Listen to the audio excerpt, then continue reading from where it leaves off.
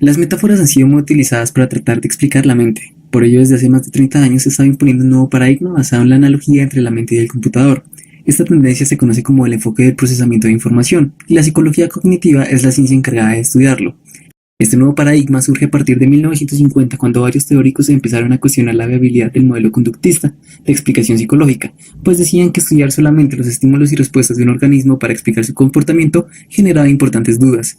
Así, con la creación de los primeros computadores capaces de almacenar sus propios programas, los psicólogos cognitivos desarrollaron diversos tipos de modelos explicativos de la mente basada en la ciencia computacional. La definición de la ciencia cognitiva se puede resumir en que es una disciplina cuyo objetivo es simplemente descubrir la arquitectura funcional de la mente, confluyendo en ella diversas vertientes de investigación como la filosofía, la neurociencia, la inteligencia artificial y la lingüística. Esta ciencia se ha dividido en tres grandes ramas: los psicólogos cognitivos experimentales, que no aceptan totalmente los postulados del modelo; los partidarios de la neurociencia cognitiva, quienes construyen complejos modelos para explicar los comportamientos de las personas a partir de su actividad cerebral; y los neuropsicólogos cognitivos, quienes investigan los patrones de impedimentos cognitivos en pacientes con daño cerebral para explicar la cognición humana normal. Uno de los postulados de esta última es que las funciones mentales pueden ser llevadas a cabo por distintas regiones cerebrales. Eso se conoce como especificidad neurológica. De aquí surge la necesidad de tener modelos en donde las funciones operaran de forma independiente a las demás, permitiendo lo denominado disociación doble clásica, una característica del cerebro en la que el mal funcionamiento de una operación cognitiva no trastorna el normal desarrollo de otra. La exposición más estructurada de lo anterior la realizó Jerry Fodor en 1983, llamándola la modularidad de la mente, introduciendo términos computacionales. Fodor propone una serie de características que deben tener los sistemas cognitivos para que puedan ser considerados módulos, no sin antes distinguir tres sistemas operativos: los transductores, que pueden ser un órgano sensorial; los sistemas de entrada, que serían los sistemas cognitivos modulares; y los sistemas centrales, los cuales son los encargados de la toma de decisiones. Los sistemas de entrada tienen ciertas propiedades. Primero, no se conoce el número de sistemas de entrada, es decir, en principio suponer que existían solo 6 tipos era plausible, pero la evidencia demuestra que los procesos perceptuales pueden descomponerse en otros procesos que operan con independencia, como lo que ocurre a nivel visual. La identificación de forma, color o tridimensionalidad opera por separado cada uno. Segundo, son de dominio específico, es decir, solo procesan un único tipo de dato. Por ejemplo, el reconocimiento de rostro no procesa información de la visión de objetos domésticos. Tercero, su funcionamiento es obligatorio. No se puede ejercer control selectivo sobre los sistemas. Por ejemplo, no se puede atender las propiedades acústico-fonológicas de una oración sin dejar de identificar las palabras que la componen.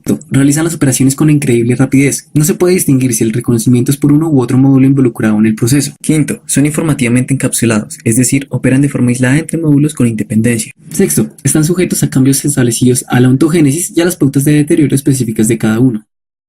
Aún con los avances tecnológicos, los componentes principales del computador se mantienen. Tales componentes son procesador central, sistema de memoria, programas y resultados, sistemas de entrada y salida. Entonces, ¿qué características de estos procesadores se ven reflejados en los modelos modulares? Para responder esta pregunta, primero se abordará el funcionamiento de un computador secuencial enfatizado en las propiedades de su sistema de memoria. Segundo, se abordará el modelo modular de memoria. Respecto al primer caso, el computador posee un sistema de entrada de datos que son operados por la unidad central de procesamiento según los programas almacenados en memoria. Este sistema de memoria está dividido en 3 partes. Primero, un sistema de memoria permanente ROM, donde se leen los datos sin ser modificados. Un sistema de memoria de acceso RAM, donde se guarda y modifica los contenidos. Y un sistema de memoria secundario, compuesto por discos y memoria extraíble. El modelo modular de memoria plantea la combinación de 3 subsistemas generales y 2 subsistemas secundarios. Los generales, el almacén sensorial, la memoria a corto plazo y la memoria a largo plazo, y los secundarios, el sistema de registro visoespacial, el bucle articulatorio. ¿Cómo funciona el sistema de memoria? Primero, la estimulación externa entra a un almacén sensorial donde pasa por un proceso de codificación. Luego, esta información pasa a la memoria a corto plazo, que puede procesar una cantidad limitada de datos. Esta memoria incluye el módulo visoespacial, donde almacena información visual o espacial, y el bucle articulatorio, donde repasa la información verbal una y otra vez hasta cuando el sujeto lo considere necesario. Por último, la información pasa a una memoria de largo plazo, donde puede ser almacenada o simplemente descartada. Los modelos conexionistas surgieron debido a las contradicciones entre los modelos computacionales y el descubrimiento de la neurociencia. Este nuevo modelo se basa en información que poseemos sobre el cerebro y el funcionamiento de las neuronas. Para poder entenderlo es preciso hacer un repaso de cómo funcionan las neuronas naturales que conforman el sistema nervioso. Las neuronas son heteropolares, pues tienen ramificaciones llamadas axón y dendritas. Están organizadas en complejas redes que se conectan con otras mediante la sinapsis. En el axón se cumple la ley del todo o nada y esta estimulación se le llama potencial de acción. Existen dos tipos de sinapsis, una química y una eléctrica. En la sinapsis química se distinguen dos partes, una que se origina en el axón llamada presináptica y otra que se produce en las dendritas llamada postsináptica. Existen dos tipos de sinapsis química, la excitatoria, en la que se da un intercambio iónico, y las inhibitorias, en la que se da hiperpolarización de los iones. McCulloch y Pitts dieron a conocer su teoría de redes neuronales formales, que proponía un sistema expresado en lógica formal que reflejaba ciertas propiedades de las neuronas. Descubrimientos posteriores invalidaron su teoría, sin embargo, en los años 80 se retomó con el nombre de conexionismo. En esta teoría se toma como fundamental a una neurona abstracta e interactúan entre ellas, enviando números a través de líneas representadas así, las conexiones inhibitorias o excitatorias. Los modelos conexionistas tipo PDP tienen 8 componentes que son: 1. Unidades de procesamiento que pueden ser de entrada, de salida o escondidas. 2. Estado de activación. 3.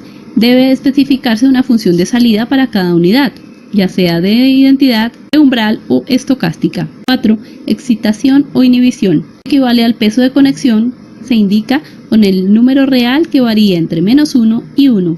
5. Patrón de conectividad o el tipo de información que codifica. 6. Regla de propagación. Se toman los datos de salida y los combina con matices de conexión para producir una entrada de red. 7. Regla de activación. 8. Las redes PDP son capaces de aprender, es decir, cambian su estructura de conocimiento modificando patrones de interconexión entre sus nodos. Son de 3 tipos: desarrollo de nuevas conexiones, pérdida de conexiones existentes o modificación de fuerzas de conexiones existentes. Los modelos conexionistas han tenido éxito en el ámbito de la investigación en psicología cognitiva, pues resultan ser buenos para resolver viejos problemas cognitivos de imposible resolución dentro de los modelos de procesamiento lineal y porque su cercanía con la realidad neuronal los ha convertido en una excelente estrategia para modelar un amplio espectro de procesos cognitivos.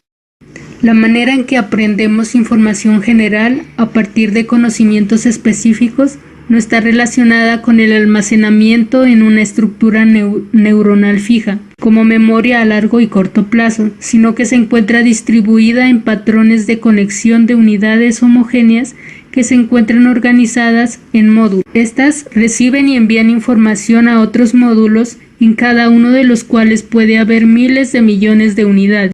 Por ejemplo, la palabra perro conduce a la activación de diferentes perros conocidos, los cuales comparten características prototípicas.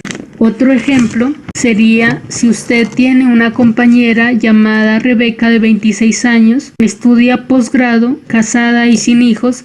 Cada componente de esta información se encuentra en diferente patrón almacenado. Los patrones están en constantes cambios que dan lugar a un incremento y su valor se obtiene de la sumatoria de los resultados por la regla de Gibbs, la cual afirma que las conexiones sinápticas se fortalecen cuando 2 o más neuronas se afectan de forma consecutiva en el tiempo y espacio, dando lugar así a la generalización espontánea, recuerdo de información que no se ha aprendido explícitamente. Este módulo permite rellenar información faltante respecto con base a otros patrones de relación. Por ejemplo, olvida que Rebeca tiene 26 años, cuando en su intento por recordarlo activa otras características de Rebeca, se activan también otros patrones de información de individuos similares a ella.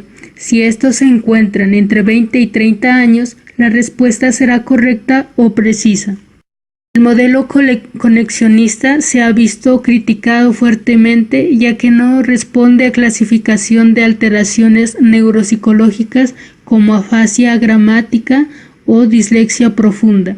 Los modelos hasta ahora siguen siendo un tema de abordaje e investigación que responden a temas importantes como la parte social, cultural y evolutiva del hombre.